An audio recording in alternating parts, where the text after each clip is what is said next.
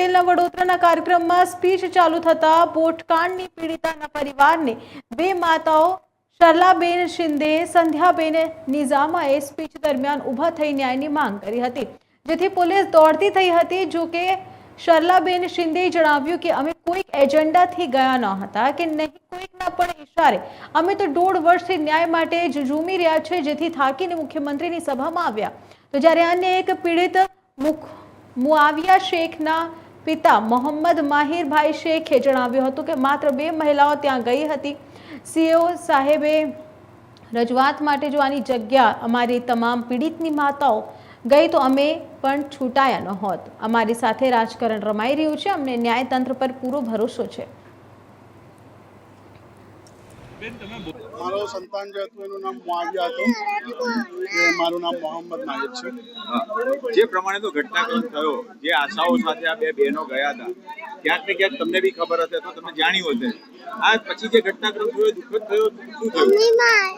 આ લોકો જ્યારે ગયા એ લોકો એ જ હેતુથી ગયા કે અત્યાર સુધી અમને કોઈ પણ મુખ્યમંત્રીશ્રીને મળવા નહીં દેતા, એ બાધા રાખે છે અંદર કે અમે ગમે તે રીતે નહીં મળે, કારણ કે અમને ક્યાંક ને ક્યાંક એવું લાગે છે કે આખી ઘટના જે છે એની બધી જાણકારી ભૂપેન્દ્રભાઈને નથી। અમને એવું લાગી રહ્યું છે કે એમનાથી છુપામાં આવી રહી છે વાતો, તો અમે આ હેતુથી ગયા હતા 2 બહેનો કે ભાઈ એમને અમે રજૂઆત કરીએ, અમારી જે કંઈ પીડા અમારા સાથે થઈ છે, જે અમારા સાથે વર્તન થયું છે, જે રીતે અમારી FIRઓ નહીં નોંધવામાં આવતી, તો અમે પોતે મુખ્યમંત્રીશ્રીને જઈને કહીએ તો એ નિરાકરણ લાવશે। પણ હવે એ થયું નહીં, પરંતુ એની જગ્યા પર મુખ્યમંત્રીશ્રીએ જ આવું કહી દીધું કે આમની વાત સાંભળવા જેવી નથી। તકલીફ પડી એટલે જ મેં કીધું કે ભાઈ હું બોલતી નહીં, તમે મારું મોઢું ના દબાવશો। શ્વાસ મોં બાંધે એટલે ઓક્સિજન બંધ થઈ જાય મોઢામાંથી લેવાનો, બરાબર છે? એટલે સાંભળો તમે કે મને કંઈ પણ થઈ જાત, હું બેભાન પણ થઈ જાત। વિચારો ના, એ લોકોએ મારું સાંભળ્યું નથી, કારણ કે વિચારો તમે કે એ લોકોને એવું તો કેવું ટોર્ચરિંગ છે પોલીસોને। શું ગુનેગારો હોય એને બચાવવામાં આવે, એ લોકોને છાવરવામાં આવે, અને જે ગુનેગાર ના હોય ને એને આ રીતનું બિહેવ કરવાનું?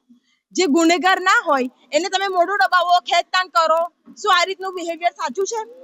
એ માં પોતાની લાગણી રજૂ ના કરી શકે?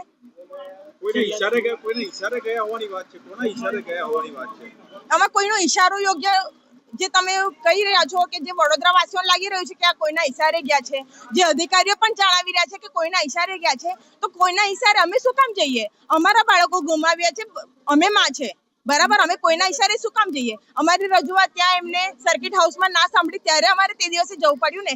અને આ તો જાહેરમાં જ લખેલું છે કે તમે છે ને જાહેરમાં નિમંત્રણ છે, બરાબર છે? તમે જોઈ શકો છો બધી જગ્યાએ પોસ્ટરો પણ લાગેલા છે ને ન્યૂઝપેપરમાં પણ લખેલું છે કે તમે છે ને આવી રીતે જાહેરમાં આમંત્રણ છે। તમને ડિટેન કર્યા, બરાબર? તે દરમિયાન શું થયું? પોલીસે કઈ રીતે વ્યવહાર કર્યો? હવે એ રીતનું એમ હતું કે જ્યારે અમને એવું કહેવામાં આવ્યું કે તમને મીડિયાથી જો બચવું હોય તો અમે મૂકવાઈએ, તો અમે એવું કીધું કે હા વાંધો નહીં, મીડિયા અમને ઘેરી લેશે, અને અમે 2 લેડીઝ એકલા જ હતા, બધું મીડિયા અમને ઘેરી લેશે ને એટલી બધી મીડિયા ઊભી છે બહાર, તો અમને વાંધો નહીં, તમે મૂકવા આવો ઘરે। તો અમને એવું લાગ્યું કે અમારું એ કંઈક સિક્યુરિટી જેવું લાગ્યું અમને થોડું, એટલે મેં કીધું હા વાંધો ના, તમે અમને મૂકવા આવો। તે મૂકવા આવતા એ ઘરે આવવાની જગ્યાએ ડાયરેક્ટ અમને ત્યાં પાણી કેટ લઈ જાય।